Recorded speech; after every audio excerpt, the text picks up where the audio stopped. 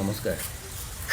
আজি এটা ভিডিঅ' দেখি আৰু ভিডিঅ'টো দেখাৰ পিছত কিছু মনৰ কথা, আচলতে মোৰ অনুভৱৰ কথা আপোনালোকৰ আগত প্ৰকাশ কৰিবলৈ মন গ'ল।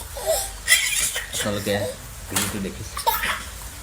ভিডিঅ'টো দেখি আপোনালোকৰ মনলৈ কি ধাৰণা আহিছে বা কি অনুভৱ কৰিছে মই নাজানো, কিন্তু এই ভিডিঅ'টো দেখাৰ পিছত মোৰ কি অনুভৱ হৈছে জানে?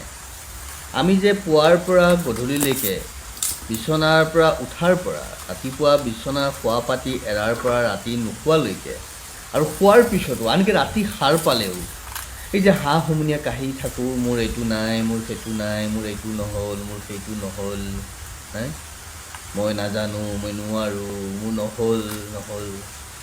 অথচ আমি সকলো পূৰ্ণাংগভাৱে মানুহ। আৰু এই শিশুটি পূৰ্ণাংগ হৈ যায়।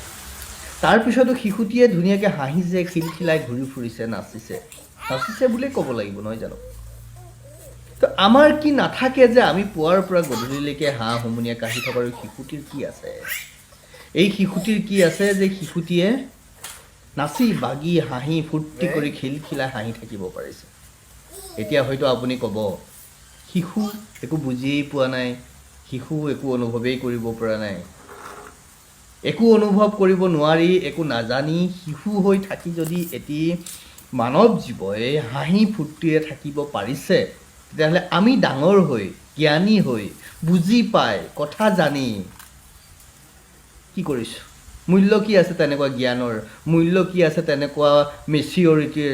মূল্য কি আছে তেনেকুৱা শিক্ষাৰ, যি শিক্ষাই আমাক কেৱল হতাশা দিছে, আমাক কেৱল নিৰ্লজ্জতা দিছে, আমাক কেৱল আধুনিকতাৰ নামত পেট পালেং পৰিয়ালৰ কাৰণে বেভিচাৰ দিছে?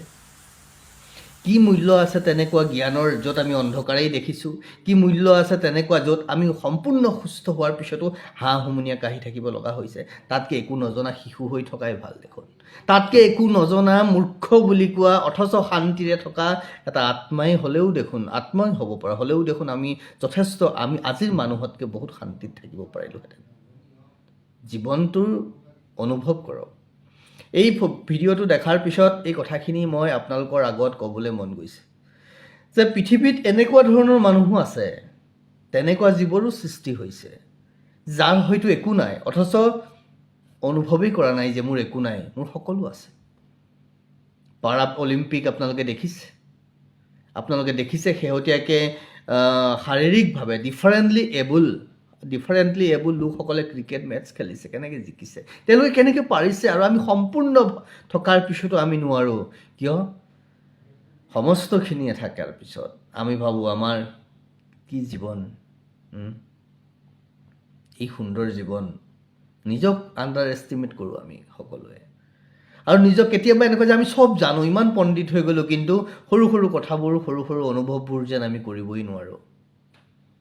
নীলাজী বনডালকো চুই দিলে জাপ খাই যায়, জানেতো? নীলাজী বন দেখিছে আপোনালোকে, চিনি পায় নীলাজী বনডালো চুই দিলে জাপ খাই যায়। কিন্তু আমি মানুহবোৰ সেই নীলাজী বনডালৰ সমানো আমাৰ স্বকীয়তা নাই। সেই নীলাজী বনডাল আপুনি আপোনাৰ পথাৰত থকাডালেই হওক, আপোনাৰ ঘৰত থকাডালেই হওক, বা মই আমেৰিকাত থাকোঁতেও দেখিছোঁ টাচ মি নট বুলি কয়, সেই নীলাজী বনডালক চুই দিলে জয় পৰি যায়। পৃথিৱীৰ য'তেই আছে নীলাজী বনডাল তাতেই চুই দিলে জয় পৰি যায়। কিন্তু আমি মানুহ সলনি হোৱাৰ লগে লগে, সময় সলনি হোৱাৰ লগে লগে, পৰিৱেশ সলনি হোৱাৰ লগে লগে আমাৰ আচৰণ সলনি হৈ যায়, আমাৰ কথা বতৰা সলনি হৈ যায়, আমাৰ দায়বদ্ধতা সলনি হৈ যায়, আমাৰ কমিটমেণ্ট সলনি হৈ যায়, আমাৰ আচৰণ সলনি হৈ যায়। মানে নীলাজী বন এডালতকৈও আমি ইমান কি ক'ব এতিয়া। এই ভিডিঅ'টো সেইকাৰণে ভাবিছোঁ অসমৰ ৰাইজক বুলি নহয়, যিসকলে এই ভিডিঅ'টো আজি চাব, অনুভৱ কৰক কিমান ন-তেৰ লাগি থাকিব, নাজানো, নোৱাৰোঁ, নহ'ব, হাঁহ হুমুনিয়াই কাহি। কিয় তেনেকুৱা জীৱন যে এই মুহূৰ্তত কাৰোবাক জ্বলাই থৈ আহিলোঁ যেন চিতাত, এই মুহূৰ্তত যেন কোনোবাক কি হ'ল হস্পিটেল বেডতেই যেন পৰি আছোঁ, এই মুহূৰ্ততেই যেন মই মৰি থাকিম, যেন মই হস্পিটেলৰ বেডত পৰি আছোঁ, তেনেকৈ থাকে হাঁহ হুমুনিয়া কাহি, কেকাই গেঠাই যেন একোৱেই নাই জীৱনটোত। আমি ষ্টুপিড নহয় জানো? কৈছোঁ নহয়, যদি জ্ঞানে আমাক হতাশা দিছে, যদি আমাক শিক্ষাই যদি আমাক এই ধৰণৰ ষ্টুপিডিটি শিকাইছে, তেতিয়াহ'লে এটা শিশু হৈ থকাই ভাল। দেখোন অবুজ মূৰ্খ, একো নাজানো, কিন্তু হাঁহি মাতি জীয়াই আছোঁ। যিখিনি সময় আছোঁ সজীৱ হৈ আছোঁ, সজীৱ হৈ থাকক, সুন্দৰ হৈ থাকক।